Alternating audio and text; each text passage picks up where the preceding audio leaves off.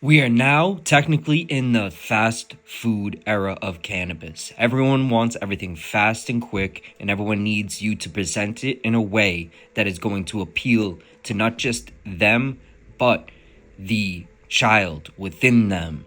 And who started this? Who created this weird wave? Was it Runts? Was it Cookies? Was it any of these big brands? Sure, yeah, maybe. They were the ones that created the momentum. They're the ones that created the motion of even wanting to put stuff in bags. But the gimmicks, who created the gimmicks? Who started doing all of the different placebo things to create the purchase? In my honest opinion, I would say there's a lot of people who are responsible for creating this wave, but the person who really took it to another level and made it something that is still noticeable to this day and may never not be seen is definitely Beazy Buds. Beazy Buds took the bag game to a level that was very obscure and very interesting, to the point that people were spending money on it just because of the way the bag looked. They didn't care what was inside, and obviously it wasn't the worst of the worst inside, but it was always lemon cherry gelato inside of all. And you know what else they want? And people might not like this, but guess what? It ain't going nowhere. They want bags. They want bags. They want fancy color bags. So all these people say, oh, it's just renamed lemon cherry, lemon runt. I'm one of the most honest, outspoken people in the game. It is. Whatever. It's runt, it's lemon cherry. You could ask me. I'll tell you that. It's not a secret, but guess what? It's all the same. It's not the same. How is it the same if I go to 10 different facilities to get it and they have 10 different phenos in it? It's not the same. Yeah, the terp profile or whatever might be the same. And yeah, it's going in a fancy bag, but guess what? That's the game. You don't have to like it. Yep. You don't have to accept it, but it's a lot easier to accept it. They want candy. They want fancy, shiny bags. They want duck sauce. They want terps and caicos. That's what the game is. Yes, as you can see from his words himself, he says it. He says that lemon cherry gelato was in every single one of them. Of course, he was saying that it's from different facilities, which, yeah, sure, that could mean a little bit of something, that could mean nothing. But what it really does mean is that people were very much buying into just the bag. He was the one that sort of presented this on a mass level and was able to really take the blinds off of people. So, no matter what, this is a blessing in disguise. This is someone who has been able to take the blindfold off of the people. Whether or not he was the person who put it on them is debatable. So, let's talk about it. Yesterday, Beazy actually gave me the opportunity of doing another interview with him. And this is my third time doing an interview with him. All three have been very interesting. This one, I feel, has definitely been the one that there is a lot to actually get from it. There's a lot of information in there, so definitely go check that one out. It's going to be dropping exactly at the same time that you'll be able to see this. That being said, that one, very much excited to present to the people. A lot of fun, interesting things that we spoke on, and it's not too long. So, this video today, did Beazy actually ruin cannabis? Did he make this wave something that is unsustainable? And did he create this momentum of everyone in the game thinking you have to fake it? In a way, he is the person who sort of brought it to people's attention on a mass level and opened the door for not only the people that were very business minded, but he also opened that door to all the hustlers. He opened the door to the hustlers to see that if you put it in a box, if you put it in a cereal box, and if the bag in the cereal box is all up to par, if it's all fancy, all decorated in all these goofy ways, it definitely will sell. It's very interesting. It's very interesting to see that there is some stuff that is bottom of the barrel, 3 years old, dog shit that's able to sell for top dollar. So, I'm not going to get too into belittling the product. It's amazing to see that in these weird bags, though. So it's definitely something that he brought to everyone's attention in his first Smoke interview. When he was talking about how he puts LCG in all of these bags, he was making everyone aware that this is not just something that he does, but he's definitely showing that this is something that everyone does. The way he's doing that is by showing that all of these different bags he's dropping are different, but everything inside is the same. And why can you even do that? Why is that possible to do to the people? Is because the people are still a little bit green on their knowledge on what is this and what is that. Even me. Of course, me, I'm not an old man yet, and I think that that is going to come a time I'm going to be able to figure out a lot over time. But what I do know so far is what I don't know, and I think that that is a strength. That is a very big strength in anyone's process of learning.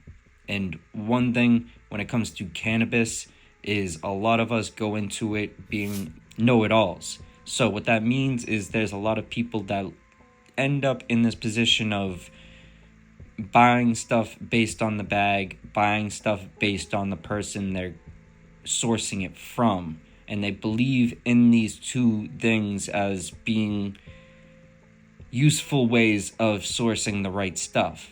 It's not always going to be the case. There's a lot of flaws that could play into certain things not being up to par. Some stuff could have mold on it. Some stuff could have any of these issues that are possible within a living plant. So we have to take that into account. And we also have to take into account what is going to be perfect for our ailments. Maybe you're not a medical smoker, but maybe you're someone who's looking for something that's going to enhance some type of activity that you're doing at that moment. So, all this to be said, when it comes to putting the same thing in different bags, it is very much going to confuse the mass audience. It's going to make everyone think that everything is the same. And when they have anything that isn't that, they're going to assume it's bad. It's very interesting. It's this mass confusion and this almost, it's this mass, I'm going to only say mass confusion. It's this mass confusion that is very fixable. It's very fixable. We can definitely see the demand for a lot of things coming back.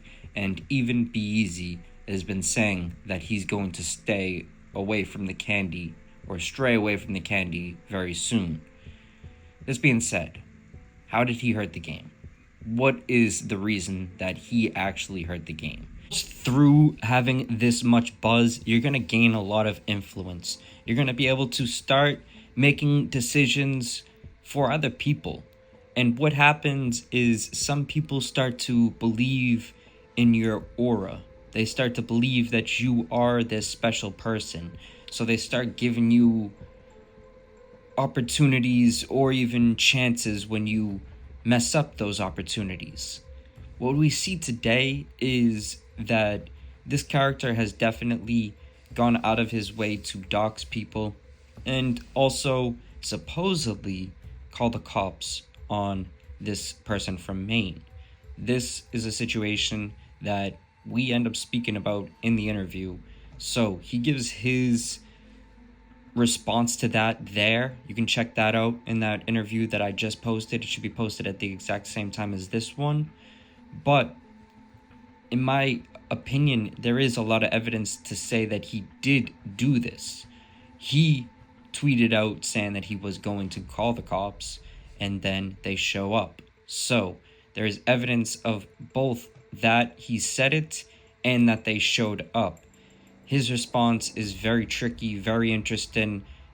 Definitely not fully a response to the question I asked, but I find it very interesting, and it's something to at least give your chance of listening to. See what you think about it.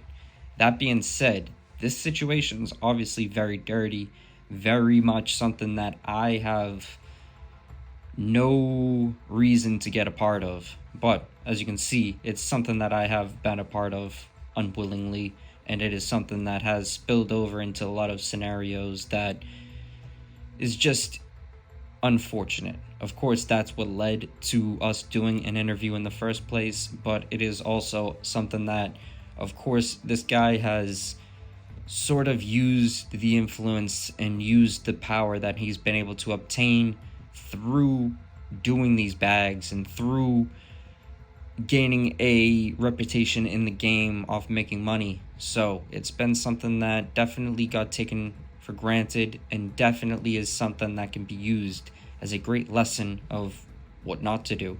Of course, when you get into this position of power, to allow that to get you big-headed and to allow that to put you in a state of mind where you think that you can terminate people's Instagrams, pay to get people's Instagrams taken down, or put people's addresses up online and do all that stuff that is potential of causing bigger situations to spill over. You shouldn't be surprised when someone eventually does something to you or something along those lines. It's usually not going to be a safe space to put yourself in if you are testing people like that. So it's causing a lot of chaos within the game. It's definitely something that has ruined the game for a lot of people, because a lot of people have got their Instagrams deleted and have a lot of time been just taken away from them. So in the big picture, I would love to hear everyone else's feedback. Is this enough to make you want to not support this person? Or is this something that would just make you see that there's always going to be chapters within our lives that we're not proud of, nor is it something that we want to continue to do in the future? It is something to see when someone does have these repetitive actions, because insanity is only, or the definition of insanity is doing the same thing and expecting a different result. So it kind of is a character trait. But what do you think? Do you think this is something that can be forgiven? Or do you think that this is something in the bigger picture that a lot of people should take more notice to and actually force these people that are in a position of getting gifts from us, getting riches from us, should we force them into the space where they aren't allowed to play us? We could only do that if we work together. So that is definitely up to us, and it's something that I think should be taken serious amongst everyone. People have much more power and much more ability than they allow themselves to see sometimes, and if we work together, we can make sure that we are only supporting the ones that deserve it.